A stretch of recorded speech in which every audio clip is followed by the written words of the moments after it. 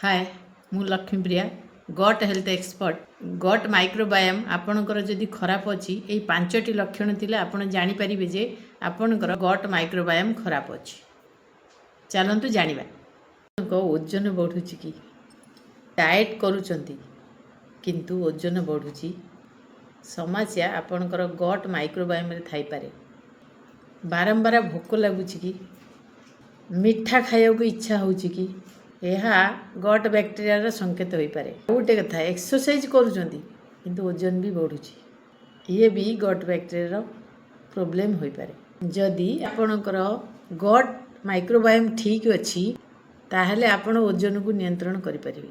ओजन बढ़िबार कारण केवल अधिका खाइबा नुहे गट खराब थिले आपणकर ओजन बढ़ी पारे। यही 5टी लक्षण देखादेले आपणकर गट स्वास्थ्य को ठीक रखिपारे।